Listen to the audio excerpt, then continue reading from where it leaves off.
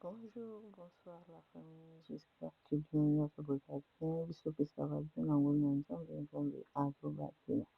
Voilà la famille, les gens ont okoki kosala likayab na yo nazosalela mbisi oyo ya mboto na malwa. Voilà, nazolongola ngo na bitail na nsima ya caméra après nazongela bino.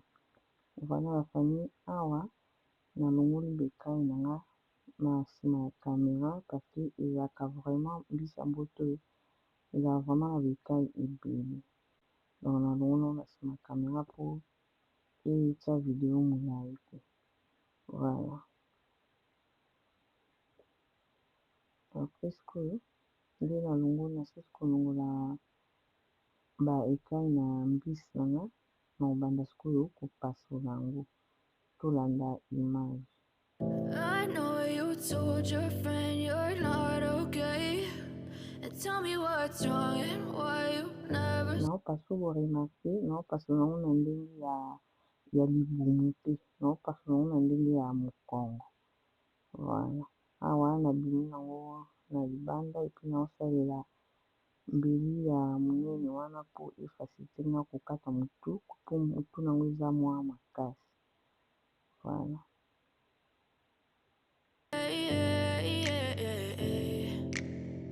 Yeah, I'm about to fade away, cause every time I wake up I feel like it's Monday. Something's going wrong with all the chemicals up in my brain. All of a sudden naotia mwa banzela parceke eza mbisi ya monene na bakota misuni mpo permettre ke mongwa ekota bien efanda bien. Voilà. be me and I'll stay out of your way. Nasisi kokata mboto sikoyo nakoma kokata malwa. Malwa soki totali bien malwa kota ya libumu eza deja na mwa nzela mais ekoderange te. And if you're sticking by my side, maybe we could be okay. Okay, okay, maybe you could be the change I need today. I promise that I've never felt this way. I really hope that you will choose to stay through all the pain. I know you told your friend you're not okay, and tell me what's wrong and why you never said you felt that way. Guess you're trying to stay strong and fake a smile until I look away. But I've known you too long, it hurts to watch your blue eyes fade to gray as you fade away. As you fade away. As you fade away.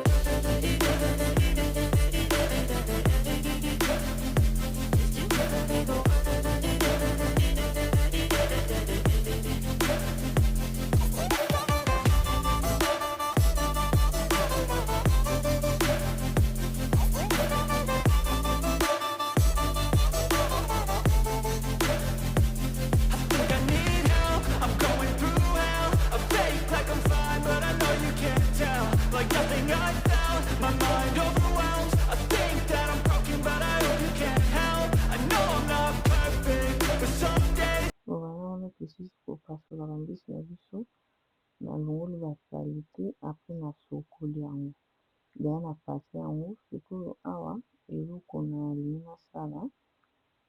Donc voilà nde nalobi nalongoli basalite ya kati na rince, nalongoli bamakila wana apres sikoyo nazwi vinaigre ya pembe na kosopa vinaigre likolo ya mbisi na ngai. Voilà, nazosopa vinaigre nasopi vinaigre likolo ya mbisi na biso. Voilà, nasopi yango mpena bien ezwa partout. Apres wana naye kotia mai na pase mpona nalongola vinaigre.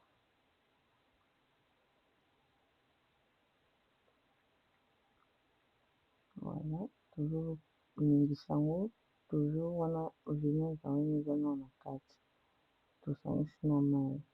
Voilà, tozoningisa. Voilà, awa sikoyo nabwaki mai wana na rince yango vraiment bien, na rince mai ya vinaigre wana bien. Apres sikoyo eloko nalingi nasala avant toleka na etape mosusu nga nazwaka parce que nde eza boye euti osokwama eza na mai voilà tomoni deja epesi aspect ya likayabu. Mbisi na biso ndenge eza bongo eza nano na mai nazwi tushe na nga na ofinafina boye mpona na benda mai wana nabengi bamai ya poisson apres sikoyo nabandi kosopa mungwa nandi osopa mungwa so na tie na file nde tomona.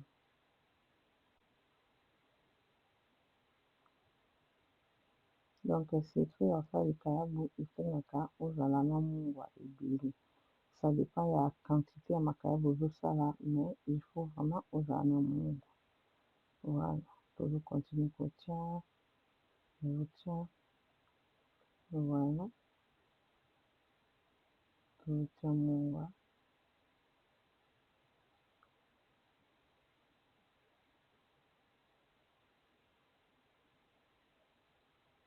tozotia mungwa ekota bien sûr to mbisi ya mboto wana nde eza monene bongo faut vraiment mungwa. Donc nasaleli babokale wana mibale ya milima na ndambo ezalaki awa voilà donc